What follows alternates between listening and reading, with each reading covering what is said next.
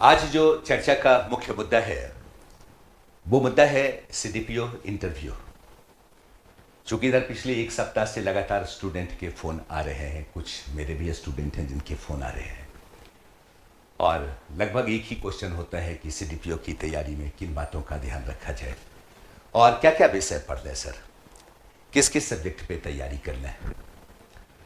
चलिए, आज का मुद्दा यही रहेगा कि भाई सीडीपीओ का जो इंटरव्यू 4 जुलाई से 7 जुलाई निर्धारित तिथि है, सारे वैसे अभ्यर्थी जिनका सीडीपीओ मेंस में हुआ है उन्हें जानकारी तो होगी ही, आप लोग जानते होंगे। तो इस समय का आप कैसे सदुपयोग करें, इंटरव्यू के लिए अपने आप को कैसे प्रिपेयर करें, इसी मुद्दे पे आज की चर्चा है। लेकिन सबसे पहले मैं उन भ्रांतियों की बात करूं जिसके स्टूडेंट शिकार हैं। उन भ्रांति को दिमाग से निकाल देने की जरूरत है। पहली बात कि कई स्टूडेंट को ऐसा लगता है कि अधिक से अधिक क्वेश्चन का जवाब दिया जाए तब हमें अंक आएगा इंटरव्यू में, अगर हम जवाब नहीं दिए तो हमें अंक नहीं आएगा। इस भ्रांति को दिमाग से निकाल डालिए। चूंकि मैंने कई ऐसे स्टूडेंट को देखा है जिन्होंने रिजल्ट दिया, इंटरव्यू में अच्छे मार्क्स आए और उन्होंने कुछ प्रश्नों के उत्तर दिए, ज्यादातर प्रश्नों के उत्तर नहीं दिए, लेकिन इंटरव्यू का मार्क्स काफी बेहतर था। कुछ ऐसे स्टूडेंट को भी मैं जानता हूं जिनसे मेरी बात हुई, उन्होंने कहा कि वो लगभग प्रश्न का सटीक उत्तर उन्होंने दिया, लेकिन इंटरव्यू में उनका मार्क्स काफी कम आया। इसका मतलब प्रश्नोत्तर के इस सेशन का मार्क्स नहीं है। कहने का मतलब स्पष्ट है कि इंटरव्यू जो है ये नॉलेज परीक्षण नहीं है, बल्कि व्यक्तित्व का परीक्षण है, पर्सनालिटी परीक्षण है। अब यहां पे वो नॉलेज का परीक्षण नहीं कर रहे हैं, उसके लिए तो पीटी हो गया, मेंस हो गया और आप सफल हुए, यानी उस स्तर पे अपने आप को आपने प्रूफ कर दिया है। अब ये व्यक्तित्व का परीक्षण है, यहां पे प्रूफ करना है। इसलिए ये नॉलेज का गेम नहीं है, बल्कि डे टू डे के स्तर पे जो कुछ भी आप सीखते हैं, अभी तक आपने जो कुछ भी इस इन्वायरमेंट से हासिल किया है, अनुभव से जो ज्ञान हासिल किया है, पढ़ने के क्रम में जो हासिल किया है, किसी खास इवेंट को देखते हैं, आपके देखने का जो नजरिया है, उस नजरिए से जो आपने हासिल किया है, वही आपकी पर्सनालिटी का पार्ट है और इसी स्तर पे आपको इंटरव्यू को फेस करना चाहिए। इसलिए कोई एक मतलब कि निश्चित समय के लिए इंटरव्यू की तैयारी नहीं होती है, बल्कि एक क्या है, ये निरंतर विकास की प्रक्रिया के तहत आपके अंदर डेवलप हो रहा है। लेकिन फिर भी चूंकि 120 अंक का इंटरव्यू है तो आपकी कुछ तो रणनीति होनी ही चाहिए, आपकी कुछ तैयारी भी होनी चाहिए, अपने आप को प्रिपेयर करने की भी जरूरत है। ठीक है, इसलिए इस भ्रांति से बिल्कुल मुक्त हो जाए कि बहुत क्वेश्चन का जवाब देंगे तो नंबर आएगा, नहीं। ये पर्सनालिटी का परीक्षण है, आपके प्रेजेंटेशन का मार्क्स होता है। आपने अपने आप को किस रूप में प्रेजेंट किया, इस पे मार्क्स निर्धारित करता है, नंबर 1। नंबर 2, दूसरा, कई लोगों को यह लगता है, चूंकि कई ऐसे स्टूडेंट होंगे जिनका क्षेत्रीय स्तर पे एक्टिविटी ज्यादा रहा है, उनके टोन में, उनके आवाज में, उनकी बोली में कहीं ना कहीं उनके क्षेत्र का जो टोन है वो झलकता है और तब उन्हें यह कहा जाता है कि नहीं, तुम अपने टोन को बदलो, ये थोड़ा तुम्हारे क्षेत्र का जो है वो फ्लेवर दे रहा है। लेकिन आप कम टाइम में उसको बदलने की कोशिश करेंगे तो पता चलेगा कि जिन मुद्दों पे आपको बात करना है वो सेकेंडरी हो जाएगा और आपका ध्यान हर वक्त उन चीजों को छोड़ने पर होगा जिसके बारे में आप सचेत हैं। इसलिए अगर आप किसी क्षेत्र विशेष से बिलोंग करते हैं, वहां की बोली का अगर थोड़ा बहुत फ्लेवर है, टोन है, कोई मायने नहीं रखता है। वो आपके विचार को सुनना चाहते हैं, देखना चाहते हैं, न कि इस फ्लेवर का मार्क्स है। इसलिए ये दो प्रकार की भ्रांति से तो आप बिल्कुल मुक्त हो जाएं। ठीक है। तीसरी बात, बहुत अलर्ट या सचेत रहने की जरूरत नहीं है। ये नहीं सोच के जाना है कि नहीं आज हमको हर प्रश्न का जवाब देना है, बल्कि ये सोच के जाना है कि आपका प्रेजेंटेशन उम्दा होगा, अपने आप को सहज और शालीन तरीके से आप प्रेजेंट करेंगे। चूंकि उन्हें एक अधिकारी का चयन करना है, उसी रूप में आपका लुक और आपका प्रेजेंटेशन होना चाहिए। ठीक है। कई स्टूडेंट हैं जो पहनावे के मुद्दे पे भी कई प्रकार की भ्रांति को पाले हुए हैं। नहीं, उनको बताया जाता है भाई ऐसा पहनो, ब्लू पहनो, व्हाइट पहनो, ये पहनो, ठीक है, टाई लगाना है, कोट पहनना है, इस तरह से कई प्रकार की बातें की जाती है। लेकिन आप एक चीज ध्यान रखिए, जिस ड्रेस में आप अपने आप को सहज महसूस करते हैं, दूसरी वो ड्रेस फॉर्मल होना चाहिए, ठीक है, बहुत तड़क भड़क कलर का नहीं होना चाहिए, सिंप्लिसिटी उसमें दिखाई देनी चाहिए, आपका ऑफिशियल लुक उसमें दिखना चाहिए, वही आपका पहनावा होना चाहिए, वही आपका ड्रेस होना चाहिए। इसलिए ऐसे तमाम भ्रांति से मुक्त होकर अपने आप को प्रिपेयर कीजिए, नंबर 1। दूसरी बात इंटरव्यू के लिए आपका प्रेजेंटेशन कैसा हो, यह बड़ा मायने रखता है कि आप अपने आप को इंटरव्यू में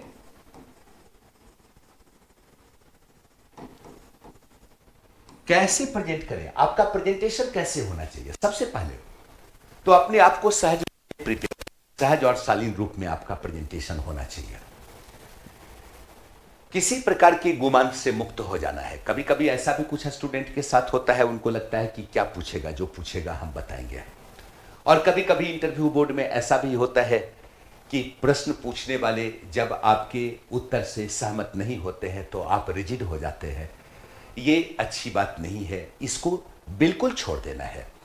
तो ऐसे तमाम चीजों को दिमाग से निकालकर अपने आप को सहज रूप में, शालीन रूप में प्रेजेंट करने की कोशिश करेंगे, नंबर 1। नंबर 2, जब आप इंटरव्यू बोर्ड में प्रवेश करते हैं, जब इंटरव्यू बोर्ड के लिए आपकी बारी आती है और आपको मतलब कि प्रवेश करना होता है, तो एक चीज ध्यान दीजिएगा, ओवरऑल इंटरव्यू को कंप्लीट करने की आवश्यकता है। यानी प्रवेश की प्रक्रिया से लेकर निकलने तक ये पूरा आपका इंटरव्यू का सेशन है। इसलिए पूरे इंटरव्यू के इस सेशन की प्रक्रिया को पूरी तरह से निभाना है, तभी आप ये सोच सकते हैं कि आपका इंटरव्यू बेहतर रहा। ठीक है, जैसे मान लिया जाए कि आपको एंट्री लेना है, तो आप क्या करते हैं, आप अनुमति लेते हैं प्रवेश की, या फिर जब आपको बैठने के लिए कहा जाता है तब बैठते हैं, या फिर कभी ऐसा भी होता है कि बैठने के लिए ना कहे तो आप बैठने के लिए अनुमति लेते हैं, तब बैठते हैं। ठीक है, प्रवेश करते हुए जब आप प्रवेश करते हैं तो लोगों को ग्रीटिंग करते हैं, अभिवादन करते हैं, ये जरूरी है। ठीक है, ठीक इसी प्रकार निकलने के क्रम में आप अनुमति लेते हैं, थैंक्स कहते हैं, ये भी जरूरी है। तो ये एक पूरी प्रक्रिया है, यहां से लेकर प्रवेश से लेकर क्या निकास तक, इन छोटी छोटी बातों को भी ध्यान रखने की जरूरत है। दूसरी बात, एक चीज आप ध्यान रखेंगे कि जब आप इंटरव्यू फेस करने जा रहे हैं, तो जब आप लोगों ने इस एग्जामिनेशन को निकाला है, मेंस को निकाला है, कहने का मतलब आपने अपने आप को प्रूफ किया है मेंस के लिए कि आप इस स्तर पर तो नॉलेज रखते हैं। तो एक बात तो बिल्कुल स्पष्ट हो जाता है कि एकेडमिक स्तर पे भी आपकी पढ़ाई सही होगी, और दूसरा, जब आप इस कंपटीशन के लिए पढ़ रहे थे तो इसके लिए भी आपकी तैयारी बेहतर रही होगी। लेकिन एक बात आपके दिमाग में हर वक्त कहा जाता है, भाई क्या, तो आपके एकेडमिक सब्जेक्ट से पूछा जाएगा, जिस विषय को आपने रखा है उस विषय से पूछा जाएगा। तो पता चलता है कि जिस दिन रिजल्ट हुआ और उस दिन से आप पूरी तैयारी में लग जाते हैं। फिर से मान ली किसी का सब्जेक्ट है LSW, अब वो पूरे LSW के नोट्स को पढ़ना शुरू कर दिया। किसी का गृह विज्ञान है, पूरे गृह विज्ञान के नोट्स को पढ़ना शुरू कर दिया। किसी का समाज मतलब कि समाज शास्त्र है, पूरे समाज शास्त्र को पढ़ना शुरू कर दिया। ये बिल्कुल बेहतर तरीका नहीं है, क्योंकि आपका एक तरह से ये पूरे विषय की पढ़ाई हुई है, आपने पढ़ा है। और एक बात तो आपको मालूम होना चाहिए कि इंटरव्यू बोर्ड में एकेडमिक स्तर पे भी 1-2 लोग होते हैं, ज्यादातर क्या होते हैं, अधिकारी होते हैं। और अधिकारियों के क्वेश्चन का जो रेंज होता है वो सिचुएशन बेस्ड होता है, वो रीजनल मतलब कि फीचर से जुड़े हुए क्वेश्चन होते हैं, या डे टू डे इवेंट से रिलेटेड क्वेश्चन होते हैं, नेशनल इंटरनेशनल इवेंट से रिलेटेड क्वेश्चन होते हैं, या फिर आपकी अपनी ओन पर्सनालिटी जिसमें आपकी हॉबीज है, या फिर कुछ ऐसे पर्सनालिटी हैं जिनसे आप इन्फ्लुएंस्ड हैं, कोई आपका आइडियल है। तो ऐसे तमाम चीजों से क्वेश्चन ज्यादा होते हैं। और रही बात LSW से क्वेश्चन पूछे जिस विषय को आप से को रख के आपने एग्जामिनेशन दिया है, या फिर एकेडमिक स्तर पे जो आपका सब्जेक्ट रहा है, तो वहां पे जो प्रश्न होता है सामान्य तौर पे बेसिक ही प्रश्न होता है। लेकिन वो जब उत्तर डिमांड करते हैं तो वो व्यवहारिक उत्तर का डिमांड करते हैं कि आप व्यवहारिक स्तर पे उसके अपने आंसर को आप प्रेजेंट कर रहे हैं या नहीं कर रहे हैं। रीजनल स्तर पे अगर किसी क्वेश्चन की बात होती है, जिस क्षेत्र से आप बिलोंग करते हैं, या डे टू डे के इवेंट से जुड़े हुए प्रश्न अगर होते हैं, तो उस पर वो आपके विचार को जानना चाहते हैं। इसलिए जब आप अपने आप को प्रेजेंट कर रहे हैं तो उसी स्तर पे आपकी तैयारी होनी चाहिए, यानी आपके ओन इंट्रोडक्शन के स्तर पे तैयारी होनी चाहिए। हो सकता है ये कहा जाए कि भाई अपने आप को आप इंट्रोड्यूस करें, आप अपना इंट्रोडक्शन दें।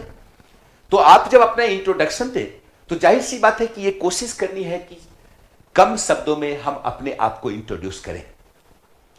ये नहीं कि बहुत लंबा बातचीत करना शुरू कर दिए। तब है कि हम अपने जन्म डेट के बारे में, जन्म स्थान के बारे में, अपने एजुकेशन के बारे में, इंस्टीट्यूशन के बारे में, उसके लोकेशन के बारे में, या फिर अगर कहीं जॉब करते हैं तो जॉब के बारे में हम थोड़ी सी चर्चा करेंगे। ठीक है, अपने हॉबी के बारे में चर्चा करेंगे। यानी अपने आप को अगर हम इंट्रोड्यूस करेंगे तो इसी स्तर पर अपने आप को इंट्रोड्यूस करेंगे। दूसरी बात, अगर अभी से हमें कुछ तैयारी करनी है तो किस मुद्दे की तैयारी करनी है ये ध्यान रखिएगा। क्योंकि बिहार से रिलेटेड एग्जामिनेशन है, इसलिए एक बात तो याद रखिएगा कि विभिन्न इवेंट का संबंध बिहार से रिलेट करके बताना काफी पॉजिटिव होगा। रीजनल मुद्दे ज्यादा होते हैं, रीजनल मुद्दों पे चर्चा ज्यादा होती है। जिस चीज के लिए आपने एग्जामिनेशन दिया, सीडीपीओ के लिए आपका चयन हुआ है, तो फिर विभागीय मुद्दे भी हो सकते हैं। किस मंत्रालय के द्वारा ये संचालित है, ये मुद्दे हो सकते, इसके लिए अपने आप को प्रिपेयर कीजिए। ठीक है, या फिर बिहार सरकार की ओर से चाइल्ड एंड और महिला के डेवलपमेंट के लिए कौन कौन से प्रोग्राम चलाए जा रहे हैं, ठीक है, या उस प्रोग्राम में कहीं कुछ त्रुटि रह गई है, इससे रिलेटेड मुद्दे हो सकते हैं, इसके लिए अपने आप को प्रिपेयर कर सकते हैं। नेशनल इंटरनेशनल स्तर पर कुछ ज्वलंत मुद्दे हैं, उस मुद्दे पे अपने आप को आप प्रिपेयर कर सकते हैं। ठीक है, या आप अपने आप को अगर प्रिपेयर करना चाहते हैं तो अपने हॉबी के स्तर पर अपने आप को प्रिपेयर करें। बातचीत के क्रम में कहीं कुछ ऐसा मुद्दा आ गया जहां पे आपकी हॉबी सामने आ गई, तो कई ऐसे स्टूडेंट हैं जो हॉबी के रूप में क्या साइकिल चलाना, गाना सुनना, ठीक है, खाना बनाना बात करते हैं। लेकिन हॉबी का मतलब होता है कि अगर कोई चीज आपकी हॉबी है तो आपका उस संदर्भ में कुछ क्रिएटिव पक्ष भी होना चाहिए। तो आप इस स्तर पे अपने आप को प्रिपेयर करें। एक बात तो आप मानकर चलें कि आप अपने आप को जितना जेन्युइन रूप में प्रेजेंट करेंगे उतना बेहतर मार्क्स के आप भागीदार बनेंगे। बनावटीपन या अपने आप को प्रेजेंट करना इस रूप में जो आप नहीं है, हो सकता है आपके मार्क्स को प्रभावित कर दे। इसलिए हर वक्त ये कोशिश करें कि जिस रूप में आप हैं, जो आपका अपना जेन्युइन है, उसी रूप में अपने आप को प्रेजेंट करें, तो आप बेहतर मार्क्स ला सकते हैं। और रही बात कि उत्तर की, कई ऐसे प्रश्न हो सकते हैं, चूंकि ऐसा नहीं कि आप रोज इंटरव्यू फेस कर रहे हैं। रोज अगर इंटरव्यू फेस नहीं कर रहे हैं और अकस्मात जब इंटरव्यू फेस करना होता है तो एक प्रकार का मनोवैज्ञानिक दबाव तो होता ही है। तो वैसी स्थिति में अगर आप नर्वस कर रहे हैं या आपने क्वेश्चन को सही तरीके से नहीं सुना, तो आप इंटरव्यू बोर्ड को रिक्वेस्ट कर सकते हैं। दूसरी बात, अगर आप नर्वस है तो वैसी स्थिति में जवाब ना दें, वो ज्यादा बेहतर है, उसका मार्क्स नहीं कटेगा। अगर आप सहजता से अगर आप नकारते हैं कि भाई आप इस क्वेश्चन के आंसर को भली भांति नहीं जानते, ये कोई बुरी बात नहीं है। जब आप किसी भी सिचुएशन के मुद्दे पे आंसर दे रहे हैं, किसी क्वेश्चन के मुद्दे पे आंसर दे रहे हैं, अपने विचार को प्रेजेंट कर रहे हैं, तो हर वक्त ये कोशिश होनी चाहिए कि आपका प्रेजेंटेशन परफेक्ट हो। आधे अधूरे जानकारी के साथ उत्तर देना कहीं से पॉजिटिव नहीं होता है। इसलिए इन छोटी छोटी चीजों का ख्याल रखें। कई ऐसे स्टूडेंट होंगे जो किसी विभाग से रिलेटेड हैं, कहीं जॉब कर रहे हैं। अक्सर बीपीएससी के इंटरव्यू में हमने ये देखा कि कोई ऐसा स्टूडेंट जो किसी विभाग से रिलेटेड है, उनसे अधिकांश जो बातें की गई उनके विभागीय मुद्दे पे बातें की गई, उस विभाग से संबंधित समस्याओं के मुद्दे पे बात की गई, या कुछ योजनाएं जो कार्यान्वित हैं उस क्षेत्र में उस पे बातें की गई। कुछ सिचुएशन बेस्ड क्वेश्चन दिए गए जहां पे आप समाधान कैसे प्रेजेंट करेंगे, इस मुद्दे पे बात की गई। इसलिए बिल्कुल सहज तरीके से ऐसे तमाम मुद्दे पे अपने आप को प्रिपेयर करें, न कि अब विषय की पढ़ाई शुरू कर दिए। या ऐसा हो सकता है कई ऐसे स्टूडेंट हैं जिन्होंने ग्रेजुएशन किसी और विषय से किया हो और सीडीपीओ की तैयारी किसी और विषय से किया हो, वो विषय लंबी अवधि के लिए छूट गया, तो वैसी स्थिति में क्या एक महीने में उस विषय को प्रिपेयर करेंगे? नहीं, बेसिक जानकारी आपके पास उस विषय की है, चूंकि आपने पढ़ा है। इसलिए आप आराम से उस संदर्भ में जवाब दे सकते हैं, और नहीं दे सकते हैं तो आप बता सकते हैं कि भाई लंबे समय से वो सब्जेक्ट छूटा हुआ है, विगत कुछ वर्षों से आप लगातार तैयारी कर रहे हैं और तैयारी के क्रम में आपने विषय जो रखा है वो विषय नहीं है जो आपके एकेडमी में था। इसलिए एक चीज ध्यान रखिएगा, इंटरव्यू बोर्ड में अपने आप को जितना सहज और ईमानदार रूप में प्रेजेंट करेंगे आपका मार्क्स उतना ही बेहतर होगा। इसलिए एकदम दिमाग में रखिए कि ये नॉलेज का परीक्षण नहीं है, ये क्या है, ये पर्सनालिटी का परीक्षण है। इसलिए आपकी पर्सनालिटी बेहतर रूप में निखर कर सामने आना चाहिए, इसकी कोशिश होनी चाहिए। और इसके लिए जरूरी क्या है, इसके लिए कोई जरूरी क्लास का सेशन जरूरी नहीं है, वैसे इन्वायरमेंट में अपने आप को प्रेजेंट करना जरूरी है।